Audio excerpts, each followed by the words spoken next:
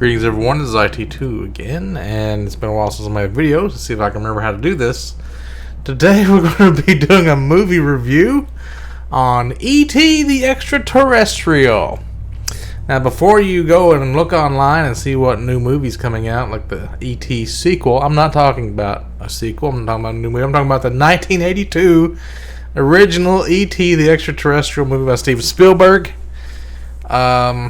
Not sure if this is the movie that kickstarted his career, but I got some problems with it. Like, I've listened to Dan Harmon, the creator of Rick and Morty and Community, talk about third act problems before, and like usually you got like a beginning, a middle, and a third act of a movie plot, and this one went off the rails in the third act. It was okay in the beginning, and like, I don't know why you'd even care like about a movie that's from like 1982. What is that, like 18, 20, 38, 39 years old, 40 years old? Spoiler alert, everyone. If you haven't seen E.T., I mean, a lot of you probably haven't because it's so old. It was before you were born. Like, before your grandkids were born. I don't know, or your kids at least. Definitely give it a watch. I wish I could show you some pictures. I'm not going to take the time to do all that. I don't want to get copyright flagged either. But some of the stuff in the end was so stupid. What else was there I was going to talk about? Okay, so I got this movie because I'd recently been getting a hankering for Stranger Things, and I just watched the It by Stephen King movie with the kids. And so I downloaded Stand By Me and E.T. because I wanted some more movies like that about like kids in the 80s. Oh, it was the Goonies. I watched the Goonies too. I didn't like the Goonies, but there was some good parts to it.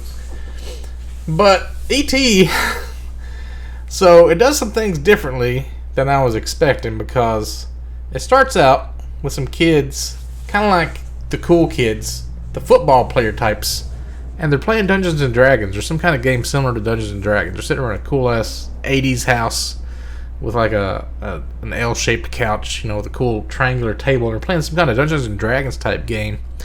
And that was the thing about, like, the Elliot is the main character, and he wants to play, but they won't let him. But they're real nice about it. Like, his brother is like super nice to him. You'd think it would be an asshole. Like in most movies, the older brother is always the asshole to the little brother. But like the aliens land, that's the beginning of the movie, is the aliens, and they're really like not very designed well if you're like considering evolution as a thing, because they have stunted legs, they look like grandmas, and they walk really slow.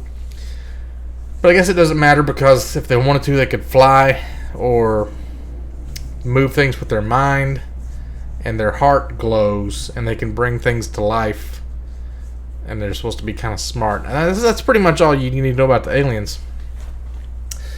But Drew Barrymore was in this movie also as a 4-year-old or 5-year-old or something, and she's like one of the best actors in the movie because she like really looks like she's sad when she's crying and stuff. So the beginning of the movie, just on aliens, you know, they leave because these guys show up, not really men in black, not really the government, it's just like some dudes, looks like with jeans and jackets, you know, and one guy has this weird key fob with some keys on it. So like, is he a policeman, security guard? I don't know what he is, but he shows up, and they're in like some vans, and they're looking for these aliens because somehow they knew they were going to be there. And the ship flies off, and E.T.'s stuck on Earth. So then he goes to Elliot's house for some reason, out of all the places in the world. And Elliot starts like taking care of him, you know, like hiding him, kind of like Harry and the Hendersons kind of a deal. You know, you got a monster, and you got to keep it in your house, and not let anybody find out. And the mom is oblivious as fuck to this. Drew Barrymore, the little girl, like the other kids go on to school, leave E.T. there with her, and she's like getting him food out of the fridge, or the mom's messing with the fridge, and the alien's like right next to her, like talking to her and shit. She has no idea like this alien's right here, and just, it's unbelievable. That's not really my main problem though. So then you get to the part where E.T. has to phone home. I thought, like, when I was younger, I remember hearing E.T. phone home, but I figured there would be like more to the movie than just E.T. lost on Earth. E.T. phones home. E.T. has to get away from the government to get to the spaceship to get home. That's pretty much the whole movie. It was 2 hours. But also, the video game based on E.T. was supposedly really bad. But I didn't realize the movie was as bad. But the video game, I remember like his neck would get really long and he would fly, which makes about as much sense as this third act of this movie. So he has to build a machine to phone home. So Elliot just gets a bunch of stuff randomly from the house, as you do. This may have been, I don't remember even watching this as a kid, but I used to be like this, where I'd just get a bunch of junk and take things apart and like try to build new things out of a bunch of junk. Maybe that's why I got this idea, or like wanted to do that as a kid, but there's probably a bunch of stuff that did that. So he uses a speaking spell, an umbrella, a record player, a fork, and a saw blade. And maybe some other random bits and bobs, and he turns that into a radio communications dish to like call his alien friends to come pick him up. So like he's got this string that's pulling the fork, and the fork is turning the saw blade, and the saw blade is typing alien shit like the Predator kind of language into the speaking spell somehow. And then that's going out of the umbrella, which all of a sudden is like foil on the inside. And what else was there? Oh, the record player was like where the saw blade would spin. That didn't make any sense at all. So, it didn't really work. E.T. somehow gets separated from Elliot. I don't even know how that happened. Elliot fell asleep. He wakes up. E.T.'s gone. He goes to the house. Where's E.T.? He didn't come home. What happened to him? And he goes looking, and he's just laying there all fucking dead in the middle of a creek with a raccoon about to eat him. Like, he's dead as fuck. He looks like what you would expect from like Roswell crash or something. Like aliens just laying there, just fucked up. Elliot breaks him home, and he puts it. They're like trying to take care of him, knowing nothing about alien biology, and apparently Elliot and E.T. have a bond or something. Like when he gets sick, Elliot gets sick. But he wasn't sick until he found him almost dead. Then Elliot got sick. So it kind of like he has to know that he's sick for Elliot. I don't know. That didn't make any sense. So the whole time, the government's been sneaking and listening in with a parabolic microphone to different houses trying to figure out who's got E.T.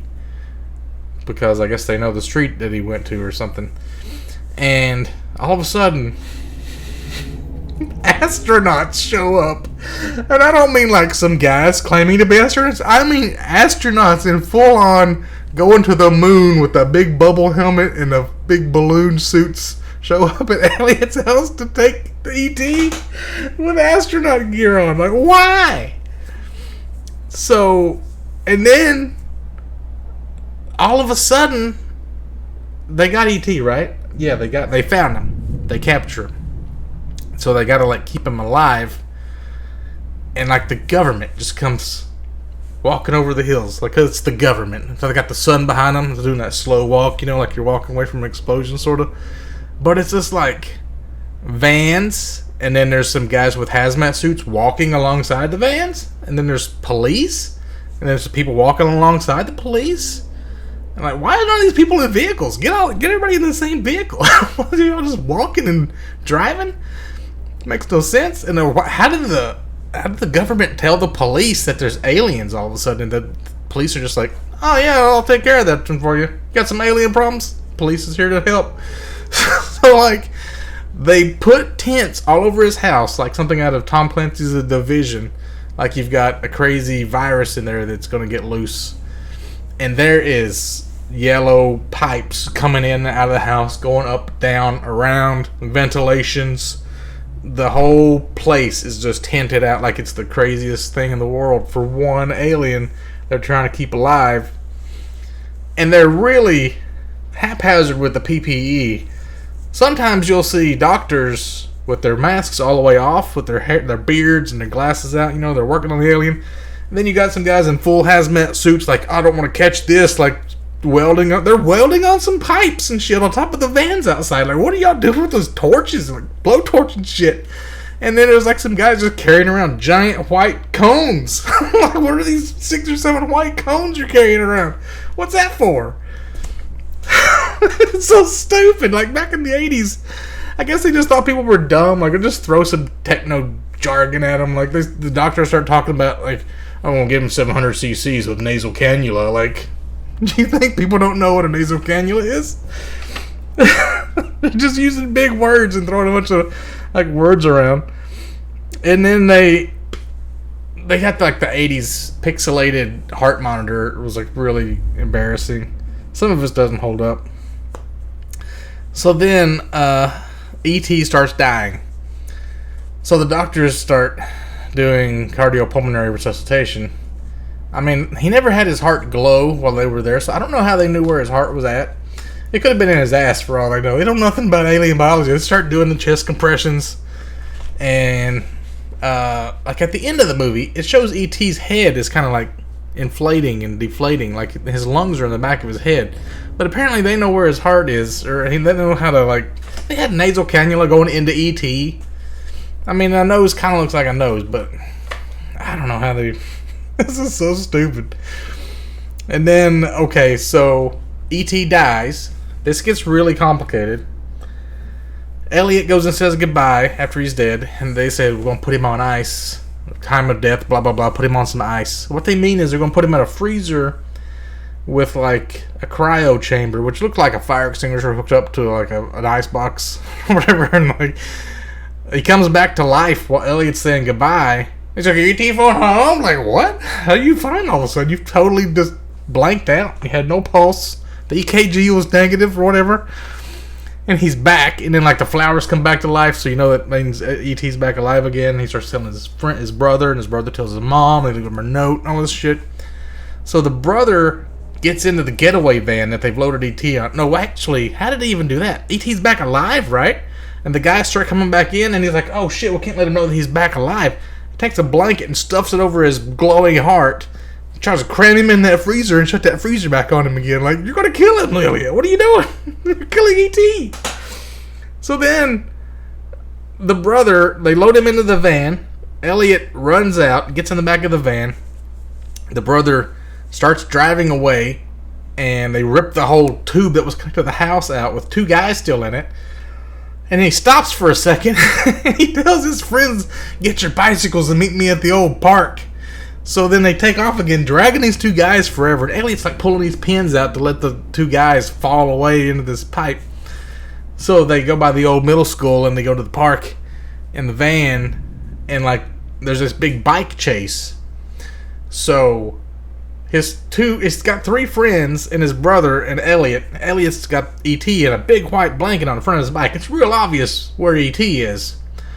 So the guys on the bike say, let's split up. Two of them go off a hill. They're doing crazy BMX backflips and shit. And I don't know why the police would care. Like, two random kids we don't give a fuck about just went off to the left. But let's chase them. And they got the police all confused. And they're like running into each other and sliding and shit. It closes up on one of the cars and the police are driving. It says U.S. government. That's it. There's no agency. It's just U.S. government. I think it said, like, interagency motor pool or something on one of them. They got shotguns. Like, are y'all here to save E.T. or y'all gonna blow his brains out? What are y'all doing? It's so fucked up.